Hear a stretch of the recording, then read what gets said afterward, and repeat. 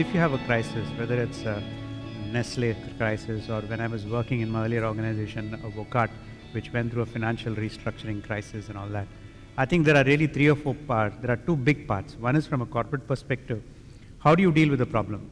That's okay. You found lead in Maggie, you found something else somewhere else, and how do you deal with the problem? That's very important because ultimately that determines your business model.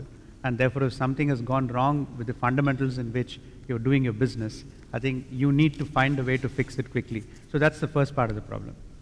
The second part of the problem, which is really, I guess, part of today's discussion, is how do you respond to stakeholders actually? I think all kinds of stakeholders, whether it's employees in your company, whether it is suppliers, whether it is your customers, whether it is your bankers, whether it is your investors. I think that's the second part of the equation, which becomes very crucial actually. And I think as we kind of go through the responses, it is possible that in some cases, I think one of the dilemmas in corporations is that if you made a mistake, would you sort of apologize actually for the mistake that you made which led to the crisis? I think that's a big dilemma. You know, how authentic can you be? Can you apologize in a crisis? Equally, on the other side, for the people who have been impacted as stakeholders, would they forgive? I think that's and in all of this, you know, since we're all CFOs here, how does it impact us? Is it a CEO's problem? Is it a board's problem? And what is it for the CFO as he kind of navigates through as one of the spokespersons for the company? And so this is one part of the story. The other part of the story is that as you think of being CFOs actually, I was only reminded, I was telling Anuradha a few days ago that she had posted something called a hero's journey actually on Facebook, where they spoke of, where the beautiful video which spoke about a hero's journey and using comic book examples, you know, whether it is Harry Potter, whether it is whatever, you name your Ramayana, whether you name your Mahabharata, name whatever actually. And they said, ultimately, whether you call it the Ramayana or the Mahabharata or the Jesus Christ or the Harry Potter, it's really at one level the same story in the sense where a hero kind of, a person comes across a certain calling and how does he respond to the calling actually. And therefore, dealing with a crisis in many ways is very deeply personal to a CFO actually. I think that is something that we need to sort of remember. And to a great extent, a CFO is a hero actually.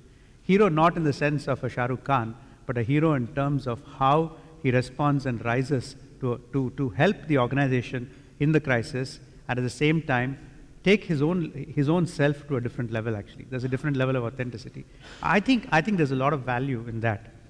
And as you go through the crisis, I think what also happens is that when you start thinking, you know what, I'm a CFO, this is really the CEO's problem. And if I'm the spokesperson, what do I say and what do I not say? One of the challenges which comes across is that how do you define your boundaries actually? Are your boundaries defined by the fact that you're a CFO and not the CEO, and therefore in certain situations you will not answer, but you will let the CEO answer? Or do you say, no, I'm the CFO, I'm a spokesperson, and therefore I will define the boundary as the situation warrants actually. And hence, you know, it's a very interesting aspect of how you get to choose your own boundaries actually. And then the other thing which normally confronts CFOs when you're in a crisis is the fact that you may not agree with what the company is doing actually. And if you look back to the hero's journey actually, what you say is that all of us have what is called as a performing self and the witnessing self. I'm speaking and therefore I'm a performing self. But one part of me is also the witnessing self actually.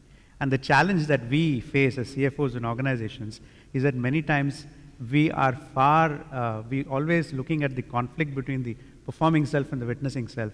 And then you sort of struggle in terms of the performance and say, gosh, is this what I want? And to some extent, you know, it reflects back to what we just went through in Sufi. How do you, the mind and the heart and the body is what she said actually. In a very different way, I think you need to align the fact, and that's where authenticity comes into play actually.